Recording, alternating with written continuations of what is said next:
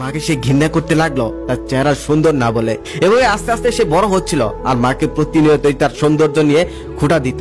মা এটা নিয়ে অনেক কান্না করতো, তবুও মা তাকে অনেক কষ্ট করে মানুষ করলো। লেখাপড়া শেষ করার পর সে একটা ভালো চাকরি পেল। চাকরি পাওয়ার পর সে একটা বিয়ে করলো। তবে বউটা বাড়িতে এসেই তাকে সোজাসুজি বলে দিল, তোমার মাকে ডাইনির মতো দেখতে লাগে, তুমি যদি তোমার মাকে বাড়ি থেকে না তাড়িয়ে দাও তাহলে আমি নিজেই চলে যাব। কি আর করার, বড় লোকের মেয়ে, তার কথা তো শুনতেই হবে। তারপর সে তার মাকে বাড়ি থেকে বের করে দিল।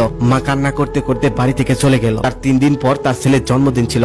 জন্মদিনের দিন সন্ধ্যাবেলায় মা একটি ফুল আর একটি চিঠি নিয়ে ছেলের দরজায় কড়া নাড়ল। কলিং বেল দেওয়ার সাথে সাথে ছেলে দরজা খুললো আর ছেলেকে সেই ফুল আর চিঠিটা দিয়ে মা সেখান থেকে চলে গেল। ছেলে তখন চিঠিটা পড়তে লাগলো। চিঠিটায় এমন লেখা ছিল, বাবা আমি তোর কখনোই খারাপ চাইনি, এখনো চাই না, তবে আজকে একটা গল্প শোন। তুই যখন ছোট ছিলি খেলতে গিয়ে তোর একটি চোখ নষ্ট হয়ে যায়, আমি তোকে ডক্টরের কাছে নিয়ে যাই আর ডক্টর বলে এই ছেলে আর কখনোই এই চোখে দেখতে পারবে না, এই চোখে দেখা আর কখনোই সম্ভব না, এই চোখটা পুরোপুরি নষ্ট হয়ে গেছে। আমি তখন এই হসপিটালের মেঝেতে ঘোরাঘুরি করে কান্না করতে থাকি। তখন ডক্টর আমাকে আশ্বাস দিয়ে বলেন, যদি কেউ একটা চোখ তাকে ডোনেট করে তাহলে সে দেখতে পারবে, আপনি কান্না করবেন না, হয়তো ব্যবস্থা হয়ে যাবে। আমি তৎক্ষণাৎ কিছু না ভেবে আমার একটা চোখ তোকে দিয়ে দিয়েছিলাম।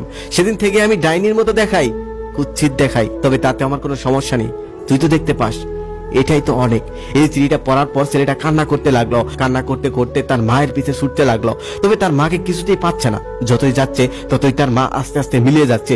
দৌড়াতে দৌড়াতে সে এক জঙ্গলের মাঝখানে একটা বড় বট গাছের নিচে গেল। সেখানে গিয়ে দেখলো তার মায়ের লাশ পড়ে আছে।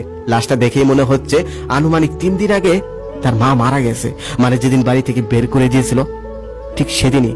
সে হতবাক হয়ে গেল, অবাক হয়ে গেল, তাহলে কে চিঠিটা নিয়ে গেল, কে ফুলটা নিয়ে গেল?